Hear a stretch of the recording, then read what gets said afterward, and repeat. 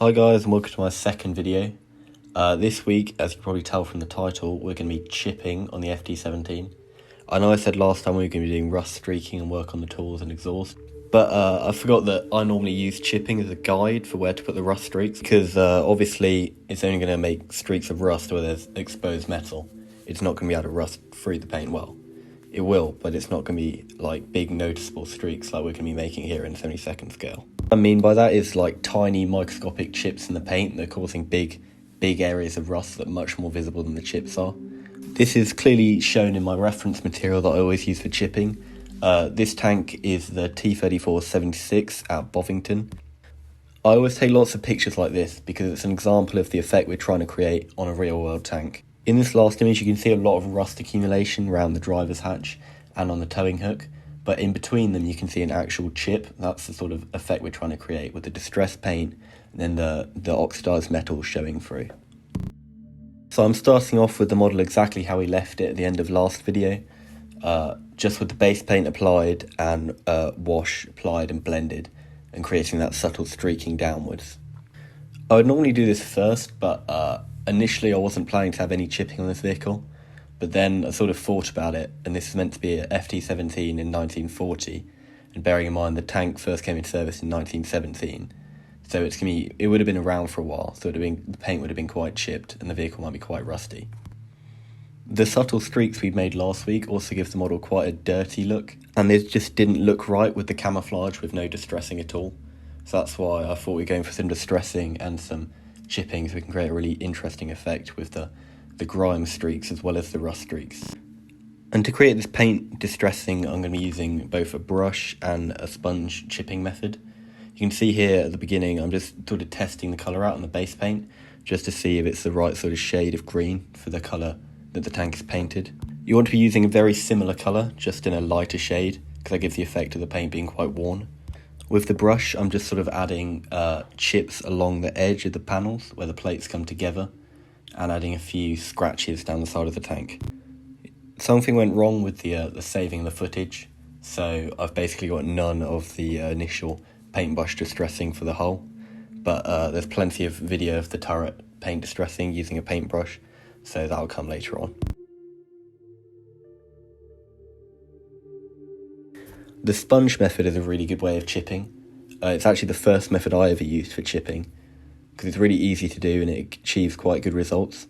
Obviously, as you get more experience, you can achieve better results, but even with no experience, you get quite good results with it, meaning it's a really good technique for beginners. Here I'm just using it to create distressing. I'm using the same colour as I used with the brush, the US post-war olive green. I'm just being quite subtle with it, making sure to remove pretty much all the paint off it, so it's a really dry sponge, just giving really light chips, and I'm focusing this mainly on the edges where the paint would be damaged the most.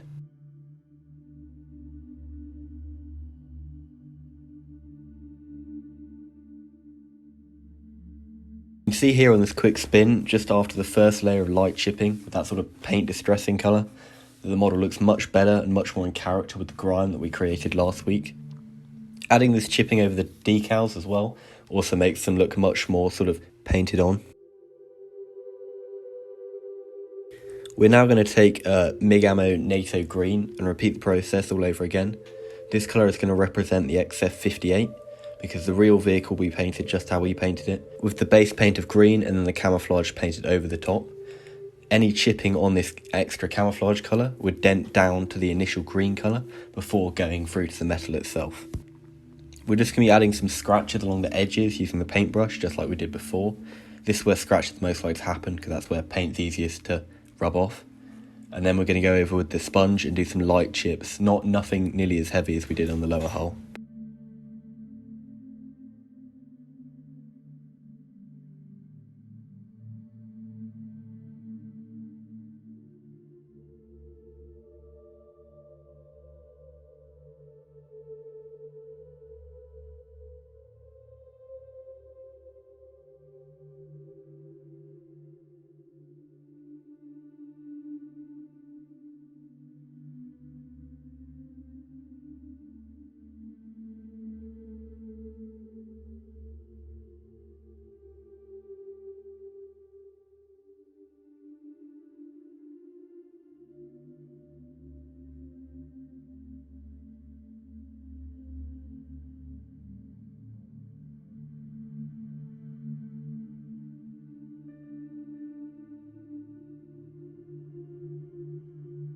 Here I'm doing the exact same thing as I did over the yellow colour, just here we're going to assume that the chips are going straight down to the green paint, because the yellow will be a bit of a sharp contrast against the brown.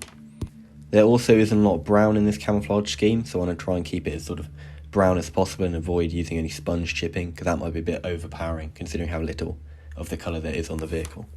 Now I'm going to be creating the bare metal that's found at the centre of these distressed chips. As you can see, I've got two different colours for creating this effect. It's important to choose your chipping colour based off the base colour of the vehicle. So I'm going to be using the German grey over the green because it's quite a dark colour and will show up better than the track primer will.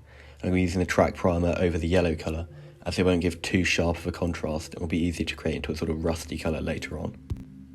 And what I'm doing with these metal colours is just sort of getting a bit of paint on the brush, not too much, wiping the majority of it off, and then just gently rubbing over the centre of the distressed chips we created earlier. This will get a bit of the paint off and only really into the centre of the area, giving a very realistic sort of deep metal scratch to the paintwork.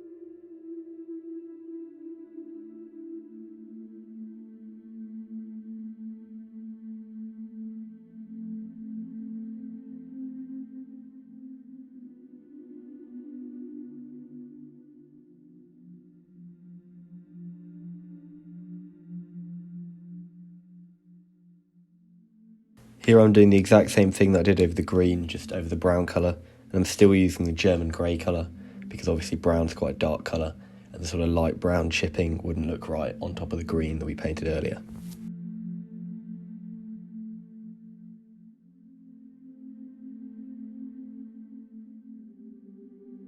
You can see this second layer of chipping, the metal colours, adds a lot of depth to the chips we created earlier, giving a very, very realistic look to the model.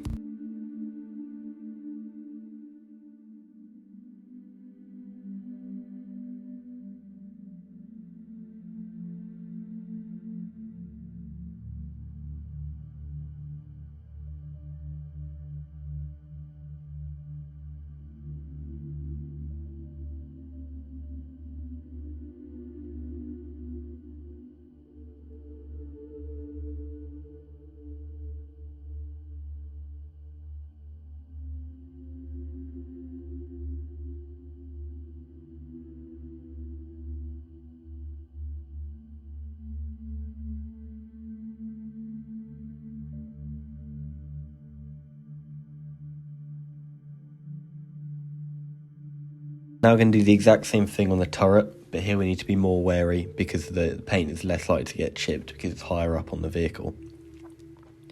The paint will obviously still get chipped by the crew getting in and out of the tank, but we need to think about that when applying the base layer of chipping.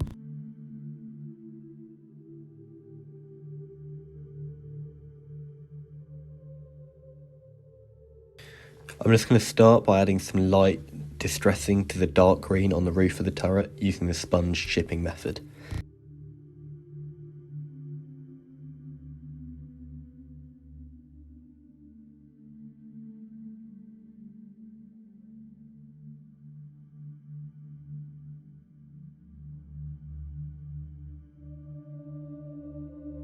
Now that we've weathered the dark green on the roof of the turret, we can then start to weather the camouflage yellow around the sides. I'm going to start by adding some scratches with a brush, and then I'll move on to some sponge chipping around the edges of the turret ring.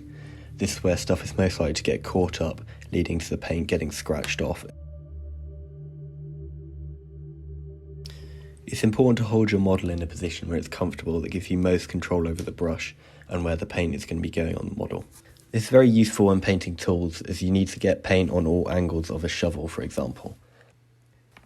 It's very important when painting chips and scratches, as the chips need to have the right shape to them, or otherwise they'll look out of place.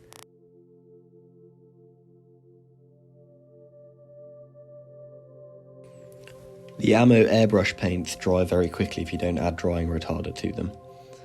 Because of this, you want to make sure that you're always using fresh paint and it's not too dry. As you can see, I'm adding another drop to the pot here.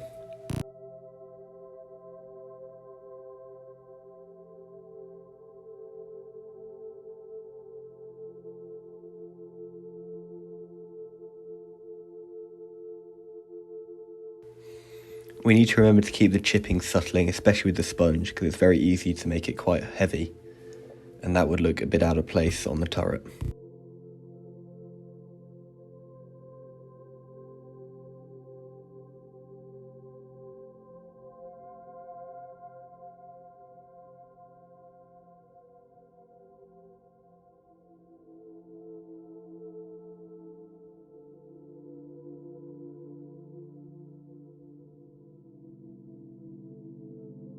Now I'm adding the deep metal scratches to the centre of the green I applied earlier. This again creates depth in the chips, which will give us a really nice effect once we add the rust tones over the top later. The video seems to have been corrupted again here, it's sort of very jumpy and you can't tell what's going on, so I'll just cut that part out. I'll try and fix it for the next video.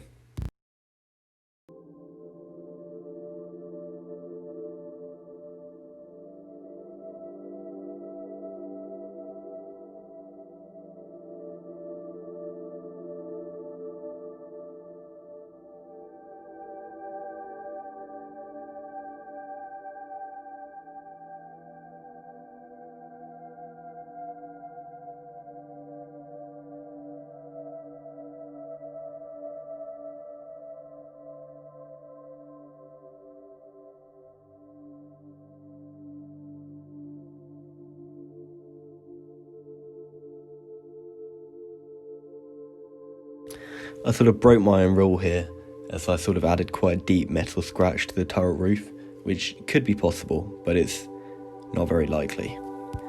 However, it will definitely create some interesting shapes with the direction of streaking on that curved turret roof. Next, moving on to the tracks. I didn't really do anything special here, just the same as the green on the hull, and I didn't go too overboard because I knew it's going to be quite a muddy tank. This is due to the lack of mud guards, and the way that the bottom run of the track will just bring mud up to the top of the tank and dump it down. One unusual thing about the FT-17 is that the version that I decided to build has actually got wooden idler wheels. They would be made out of lots of layers of laminated wood, but I thought it would be quite interesting to have the paint chipped off right down to the wood layer. It would probably be a darker colour, but this light wood colour will be darkened down by the time we put mud and more dirty washes on the vehicle.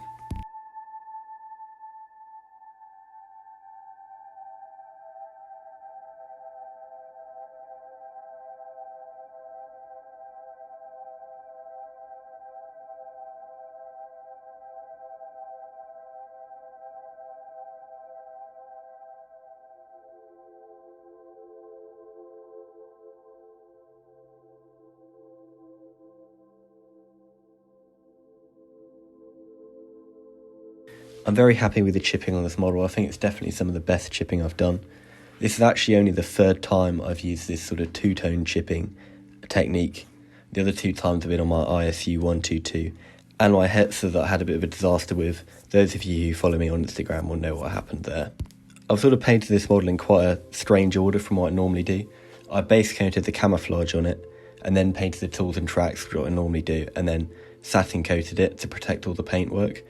But what I'd normally do is chip it before doing the satin coat and add in the decals. This worked better because it meant I haven't left any thumb marks on the Tamiya paint. However, it does have some drawbacks, as I could have got chipping on the track colour that I'd already painted, and also, as you can see in one of the close-ups, that I did actually get the green chipping paint on the spade handle. But I can go back and fix that very easily, so it's only really minor things. I'm very happy with the result, and I'm really looking forward to doing the streaking on it. Next episode definitely will be the rust streaking and work on the rusty exhaust, so stay tuned for that. Thank you for watching right to the end, and I'll see you in the next video. See ya.